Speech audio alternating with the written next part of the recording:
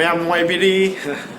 good evening, ma'am. Ngasi nungdang were aina video number hokjari je ko. Fan to time ko je khara kaino tong man. Ado ai huzik ngasi hayeng dagi akhoi akhoi na laiba locality se si pulap sadon to gidore ba. Ado na hayeng dagi di akhoi mapan thok pa pa kaim ya roi. Ado na berazu problem khara oire de akhoi agubi gi my birthday zu kuidram ne date 23 da ne ba ko. Hayeng hangchit kita ngayam ne nong ni ngayam ne ba. Ado my birthday ju kaino tawduram ne my birthday se akoina lockdown leibnina mayam ko celebrate tawdu di hang dagi taw roina plan tawre to itara so magi memory oina ba kai gum khara dik tawbi gi na tmaina mama ga ibani je plan tawbune ya roi dore adu so haibadi pochai jing do laaga lambi do loin stuck taw leigre ba apta kaino yorok pungam dre ba yobudi yore ado side mi je kaino tawdramina chathok chasin tawdramina delivery boy me am do lak tramina je khoi je potol phangdre ko adumai tawre ado kamai tawdeno khangde ado celebrate masam de tawbige na khale heng mana heng ai gi chahi ma subagi ni ko kai heng magi memory oi hokjana ba ko adumai khan mane adu bu khangde oi dori bra gyan ta de ado lag ga yam phare ado lak ka tong di mandre ke no pura lockdown toksan gamina adu gi thaja ba je kitang di wa le ba ko ai gi se ngasi je smai tawne ai singa si yen phangeni yen khar lai yen thonge tawri yen do thong tharaga yen cha ba gi ung tok tharage ai cha ba da tawle ada lockdown manung gi sa yang kara kagam ba ga di puk ka ai kang thore ya dre isa de bana wa na hora jar ba yeng tan jab ne da ki lockdown manung gi sa mo hanai phim ta do ba ga nom tawre ado hanai phim ta ba ta da ba to wan bam ne adu bu isa se ai maintain tawda ba dia de ado exercise du tawwe ba exercise tong tong na adum sana du chali ne ba sana ba chat na adum kamai tawge da sob da ha yai kaino tong tong na sana ba chat na adum isa se adum kaino tawre hai tare mayeng se atai mapa na to puk mapa khara zum thon ka le ba ado anyway maboire si phana ba su dum tawmi ayeng ado sa ba si khaga chahok dra ga di heng anoi sang ga anoi sang ga ya ne lepa ko han je oi bia oi re si de na oi ga kan lepa de eno bri taw de ne do so ai dum sa ba si pam jan ne kha sa gi ge adu ga heng ai ne exercise ai ne exercise taw jeri se asing mo gi di ai na taw re exercise ai isa phana ba du tong na ba ai taw exercise na te ba ai taw re ai exercise am taw ko taw ri ai na kai ai taw ji kai gi no ha ka de ai sa ya na ba taw exercise ne ba ai sa ba si ya roi ha ga de ai exercise tong ni de ba adu ai tai ai exercise ku mang de roi ta le na as ai ti taw e ba taw bu di ko ai na sanari je no ma da pung ahum ko sanai ba asi sana ba je humang de roi ta ni ko plup plup ne na haksang di adum fresh oi ba yam sa ga ju cha ba de chap tum me ba adu ai kai nom da hai ji ko ai ne sak mayam na sak yam sai have do akhoi ne se sai ba sak se siga manipur gi sing lu khene ba manipur le ga sa ba sak to ga di tengko masam sa ba ko ai sa gi je nungdang muk tum mangam de adu sing du ga siga khene ko adu sai da akhoi ne sai ba sing jina adu sigi sing di sa ra ga dum ngala ga dum tum bai type to do dumai to ya stars ki sang khar niam bai tare moina ko akhoi gi chumna gi akhoi gi mai ti se gi na stars ki sang khar wang e ba aduna ne mayam ai yam na ko to bai wa su na te ado ai jum manipur gi sak tu dei sa ba ya te ba akhoi sum ma pa na kuin lai ra mina yum tholo ga du ek sa ba do ko ai se yum thok pa tha se ko dum ham dei bai se aduna du jak tu sa ya da super fine no in sai bai ado ma'am thank you very much ai na han gi ai akhoi gi 14 years subagi anniversary gi video thaga pada mayam na comment usi yam to bi re thank you very much kaseng na thamoi digi thank you ko ai yam thina nuai ai tare ado na mayam na kaino to bi pa mayam na ai gi well wisher mayam lai kaina ai want to feel to so ama fawi hai tare ko ado thank you very much ma'am ado duga isa ki birthday su laktore my birthday da so video namjara ke ya ado mayam amo bore ai thamoi sengna thank you very much agi subscriber gi akhoi gi family je hujik kitang di yam khale ko subscribe to do mayam aduga subscribe ta toption bio channel se haibadi video ta igon hang pa yawe video ku ai video de dum thagal ni na handak te ado video thagal ta ba ku ri na harak pa mayam yawe ko subscribe ta hogda ba aduga nakan da bell le do nam hogda ba mi yaw ga di dum da nam bio adu namaga di ai na any video ama upload tor ko matam da adugi notification do la kani aduna video miss to bidana ba adu to biu haina ningsing jari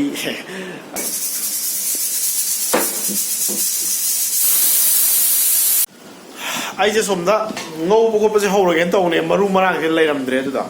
koi maru marang je koi ta na to smaina sigi koi gi maru oina leiraga akoina taksaba do Sinin hawe na maru se leira mas manli man badi loire asi win ta ne ba asi win ta thong asi ta thong ma hawe matam bodi tang thieng ka ngô khang da ngô thì cái máy nè hawe sui ani he do dia quy rồi hết masal je ina ka thom ma ne ba xí thằng nào làm thật kui man na ko kui man na kui bodi kui de tha ma ni da ga he do kamai de nong de masu je cái nong nong tha oi bodi da ta ja ga nong de ba napsan na me de to le me moi plastic manu je ko ai sami san bane sala jo manam do khoi manam maru mangi manam ka to bu yaw dre ba ano khoi ta na so ma si gi je to ga sa la ga ngau ge to ri si san doi to si sa la ga ngau ga thong ba ho lo ge wai da si ha pa ga na ho ha cái ngô bên này đẹp quá ngô sụp rồi á mà là ngô gì do ni sa ken da me ne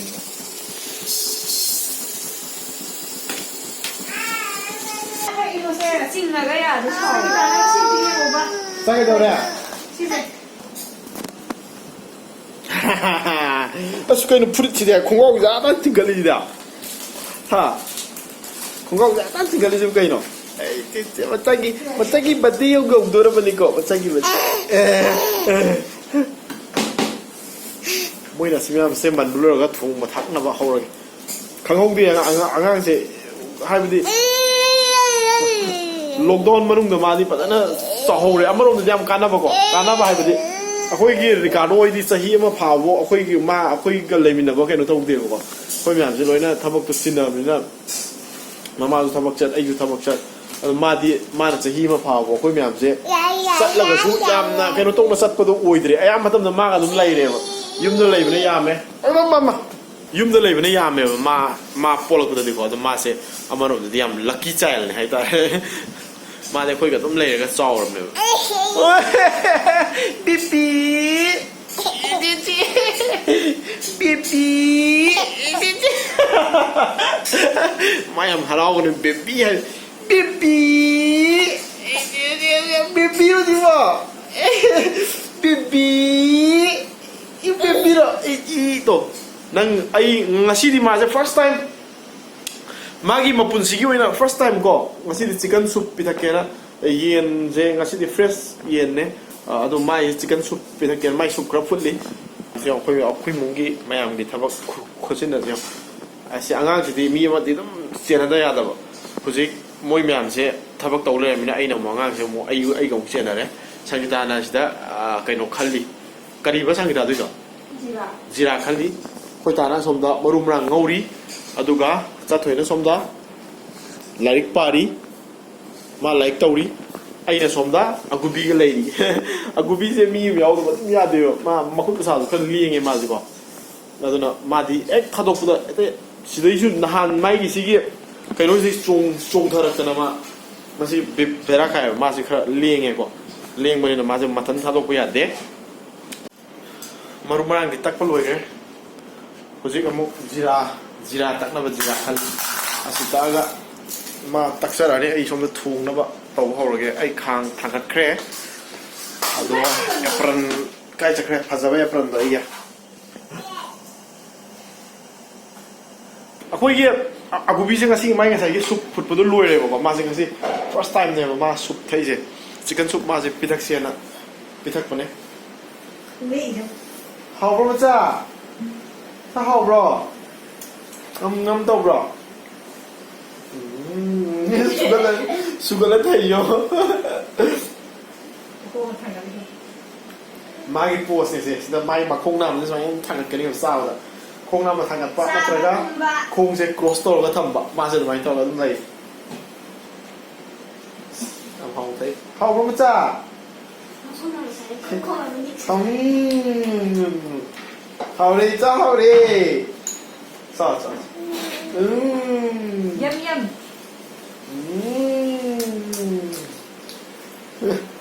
hào cái gì mà đang căng không sao mà thọ thọ tay mani yên nó ngồi xuống là hơi đi aku bikin sama kamu musik semasa sak sana mau siapa mau masak lamen ang saya sup tu na masih ꯃꯕꯨꯛ ꯊꯟꯕ ꯉꯝꯗ꯭ꯔꯦꯕ ꯃꯥ ꯉꯁꯥꯏ ꯁꯨꯞꯇꯣ ꯌꯥꯝ ꯊꯛꯈ꯭ꯔꯦ ꯃꯥ first time ꯊꯛꯄꯅꯤꯅ ꯌꯥꯝ ꯀꯟꯅ ꯍꯩꯅꯕ ꯑꯣꯏꯗ꯭ꯔ ꯃꯥꯜꯂꯦꯀꯣ ꯀꯌꯥ ꯊꯛꯇ꯭ꯔꯦ ꯑꯗꯨꯝ ꯁꯤ ꯆꯥꯛꯅꯦ ꯁꯦꯝꯅꯦ ꯑꯗꯨꯒ ꯃꯥꯒꯤꯁꯦ ꯁꯦꯔꯂꯦꯛ ꯈꯔ ꯑꯃ ꯍꯥꯞꯆꯤꯜꯂꯅꯤ ꯁꯦꯔꯂꯦꯛ ꯑꯣꯏꯅꯕꯨꯗꯤ ꯃꯥ ꯆꯥꯗꯦ ꯑꯗꯒꯤ ꯁꯪꯒꯣꯝ ꯈꯔ ꯍꯥꯞꯆꯤꯜꯂꯅꯤ ꯁꯤ ꯌꯥꯝꯗ꯭ꯔꯦꯍꯦ ꯅꯍꯥꯟꯈꯩ ꯆꯥꯕꯗꯣ ꯍꯥꯏꯔꯗꯤ ꯌꯥꯝꯗ꯭ꯔꯦ ꯉꯁꯤꯗꯤ ꯑꯩꯅ ꯑꯦꯄꯜꯗꯣ ꯇꯪꯈꯥꯏ ꯑꯃ ꯇꯧꯕꯒꯤ ꯑꯩ ꯁꯨꯞ ꯌꯥꯝ ꯊꯛꯇꯣꯏꯕ ꯑꯍꯤꯡꯗ ꯑꯃꯨꯛ ꯊꯛꯑꯦꯗꯅ ꯑꯩ ꯁꯦꯔꯦꯛ ꯍꯥꯞꯇꯣꯏꯗꯤ ꯆꯠꯂꯣ ꯈꯔ ꯄꯄꯌꯥꯁꯨ ꯌꯥꯎꯔꯦ ꯁꯥꯏ ꯁꯤ ꯁꯥꯏ ꯃꯥ ꯆꯥꯛ ꯂꯥꯝꯃꯝꯅꯦ ꯁꯤꯅꯦ ꯄꯨꯔꯛꯀꯅꯤꯕ ꯃꯥ ꯆꯥꯛ ꯂꯥꯝꯃꯅꯤ ꯁꯤ ꯂꯥꯝ ꯃꯌꯥꯝ ꯍꯧꯖꯜꯂꯛꯏꯁꯦ ꯑꯩꯒꯤ ꯁꯣꯝꯗ ꯂꯣꯏꯗꯣꯔꯦ ꯍꯥꯏꯁꯦ ꯂꯣꯏꯗꯣꯔꯦ ꯍꯥꯏꯕ ꯋꯥꯠꯂꯤꯗꯉꯥꯏꯍꯥꯛ ꯋꯥꯠꯂꯤ ꯑꯂꯨꯒ ꯑꯝꯇ ꯃꯨꯟꯗ꯭ꯔꯤꯕ ꯑꯂꯨ ꯃꯨꯜꯂꯛꯑꯒ ꯃꯍꯤ ꯍꯥꯞꯆꯤꯜꯂꯒ ꯂꯣꯏꯁꯟꯗꯣꯏꯅꯦꯕ ꯁꯤꯅ ꯃꯌꯥꯝ ꯎ ꯃꯣꯔꯣꯛ ꯑꯇꯦꯛꯄ ꯑꯩꯁꯦ ꯚꯤꯗꯤꯑꯣ ꯀꯥꯞꯄꯤꯅꯕ ꯃꯤꯁꯦ ꯂꯩꯇ꯭ꯔꯦꯕ ꯑꯗꯨꯅ ꯑꯩ ꯏꯊꯟꯗ ꯁꯣꯝ ꯅꯥꯀꯟꯗ ꯀꯥꯇꯤꯅ ꯃꯣꯔꯣꯛꯀꯤ ꯆꯠꯄꯒ ꯀꯥꯞꯄꯗꯣ ꯁꯣꯝ ꯅꯥꯀꯟꯗ ꯀꯥꯇꯤꯅ ꯃꯣꯔꯣꯛꯀꯤ ꯆꯠꯄꯒ ꯀꯥꯞꯄꯗꯣ ꯑꯩ ꯌꯥꯗ꯭ꯔꯦꯕ ꯑꯗꯨꯅꯅꯦꯕ ꯁꯤ ꯃꯣꯔꯣꯛ ꯑꯇꯦꯛꯄꯅꯦ ꯅꯍꯥꯟꯒꯤ ꯑꯩꯈꯣꯏꯒꯤ ꯇꯥꯃꯣꯗꯣ ꯑꯩꯈꯣꯏ ꯇꯥꯃꯣ ꯑꯥꯔꯃꯤꯗꯣ ꯑꯥꯔꯃꯤ ꯐꯥꯎꯕꯗꯣ ꯑꯗꯨꯒ ꯇꯧꯔꯒ ꯃꯣꯏꯒꯤ ꯌꯨꯝꯗꯒꯤ ꯂꯧꯔꯨꯕ ꯀꯩꯅꯣꯅꯦꯕ ꯃꯉꯣꯟꯗꯒꯤ ꯃꯥꯒꯤ ꯎ ꯃꯣꯔꯣꯛ ꯑꯃꯅꯤ ꯄꯥꯟꯕ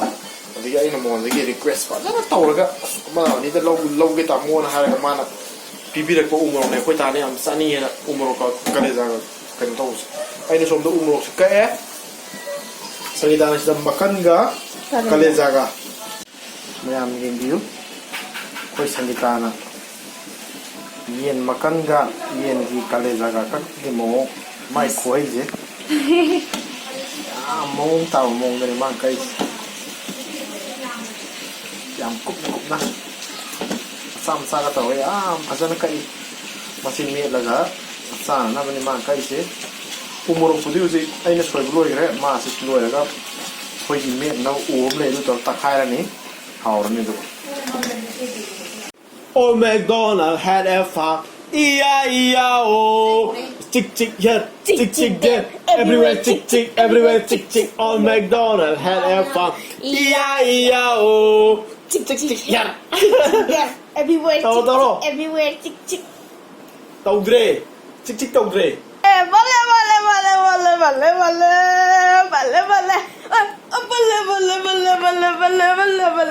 Vale. Se bale tao cha gubi.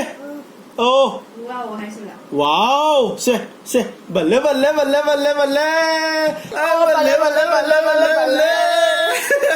Ay, bale to. Bale. Oh, bale.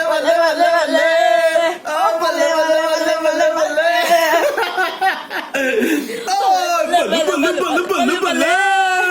Oh, bale. Ayaw ini jadi. Saya main. Ay, jadi main. Guba, no. Johnny.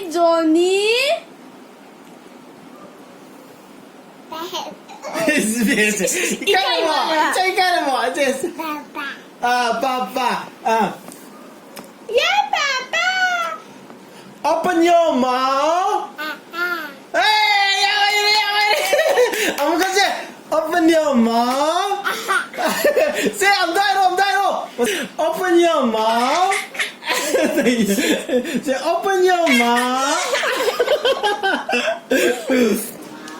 ꯑꯩꯉꯣꯟꯗ ꯌꯥꯝ ꯇꯣꯏꯅ ꯍꯪꯕꯤꯕ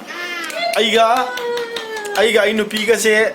ꯀꯃꯥꯏꯅ ꯊꯦꯡꯅꯔꯛꯄꯅꯣ ꯏꯕꯥꯅꯤꯒꯤ ꯋꯥꯔꯤ ꯂꯤꯔꯣꯅ ꯍꯥꯏꯕꯗꯣ ꯑꯩ ꯃꯊꯪꯒꯤ ꯚꯤꯗꯤꯑꯣꯗ ꯑꯩ ꯁꯣꯏꯗꯅ ꯂꯤꯖꯔꯛꯀꯦ ꯉꯁꯤꯗꯤ ꯁꯤ ꯃꯇꯥꯡꯁꯤꯗ ꯂꯣꯏꯁꯤꯟꯖꯔꯒꯦ ꯃꯌꯥꯝ ꯒꯨꯗ ꯅꯥꯏꯠ ꯕꯥꯏ Bye. ꯁꯤꯒꯤ ꯚꯤꯗꯤꯑꯣꯁꯤꯕꯨ ꯅꯨꯡꯉꯥꯏꯕꯤꯔꯒꯗꯤ ꯂꯥꯏꯛ ꯁꯦꯌꯔ ꯁꯕꯁꯀ꯭ꯔꯥꯏꯕ ꯀꯃꯦꯟ ꯇꯧꯕꯤꯌꯨ